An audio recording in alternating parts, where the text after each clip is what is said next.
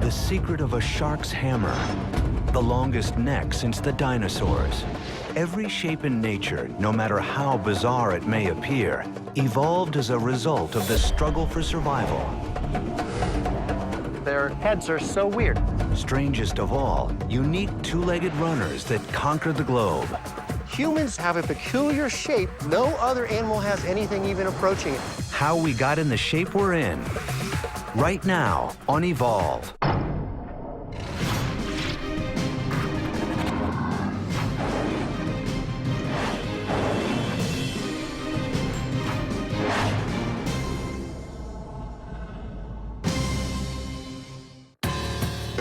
At the start, 3.5 billion years ago, the shape of life was a single cell.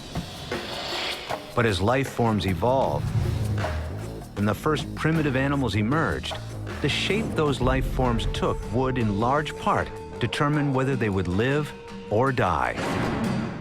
Shape is such an important part of what makes an animal what it is. It influences the way it interacts with its environment, the way it interacts with other organisms, its own species, other species. Shape is a big deal.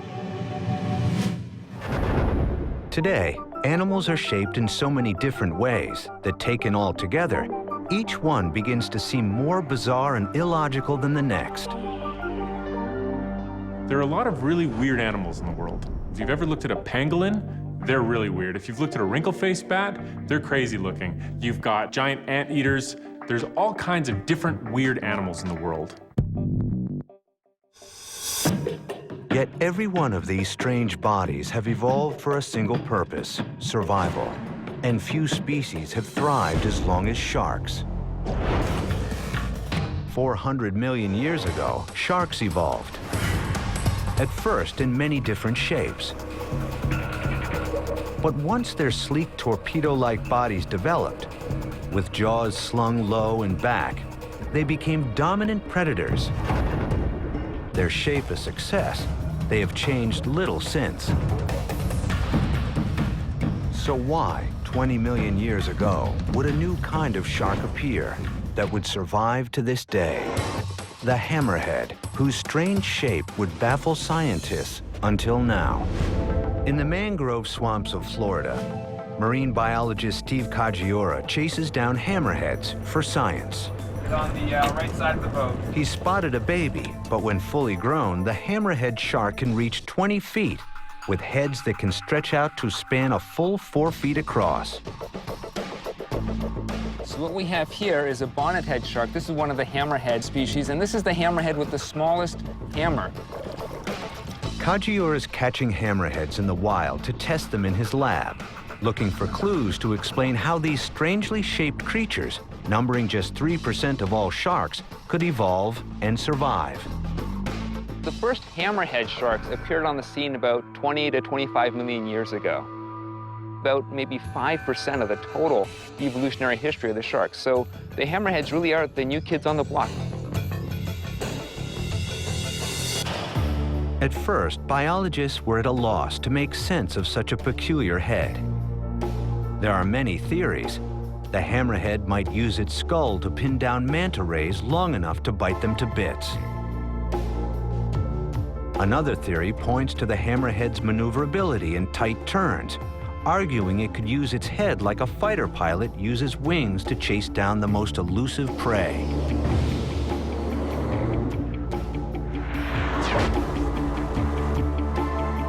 Kajiura has a different idea. Every animal, humans included, give off a faint electrical charge when their heart beats or a muscle twitches. All sharks can detect this electricity pulsing around them through hundreds of minute dark pores peppered over their heads. Sharks rely on these electroreceptors to find creatures lying on the sea floor, even when they're camouflaged or remain completely still. Kajiura thinks the hammerhead's odd shape might give it an advantage in hunting, a bigger radar dish that would explain why the strange shape flourished. No one's ever tested for this, until now. So we have a large tank here with a couple of bonnethead sharks and a lemon shark. What I'm going to do is take this plate, place it in the bottom of the tank, and you can see these electrode leads running from the center of these two targets.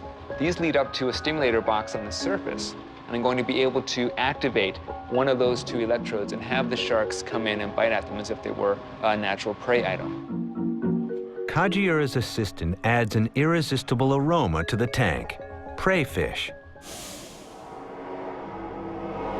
Odor brings an animal in from a distance. It enables the shark to detect, say, a bleeding fish and track it for a long distance to come in closer. When it comes to the final bite, they can never see what they're eating. The eyes are on the ends, the mouth is underneath. They have to rely on their electrosensory system to position their mouth over the prey item. With the shark's appetite up, Kajiura turns on the electronic pulse. I'm only passing 8.8 microamps of current, tiny, minute amount of stimulus, but it simulates the natural sort of electric field that a natural prey item would be producing. The current is so minute that a pair of AA batteries could keep it going for 22 years.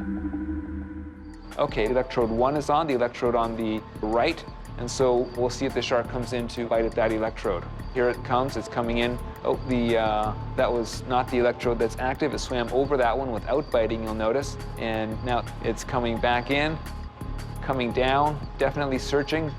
And there, good, look at that, good, clear, distinct biting right at the electrode, very clean.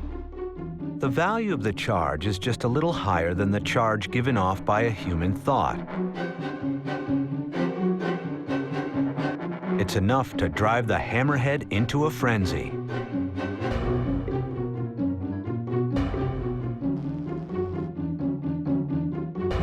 In every instance, the hammerhead beats the pointy-headed lemon shark to the bullseye. That's a male bonnethead shark who is biting at that one. The lemon shark is still cruising high in the water column. To be fair, this particular lemon shark was moved from the wild into the tank just recently. But even in the wild, the hammerhead shape gives it an edge.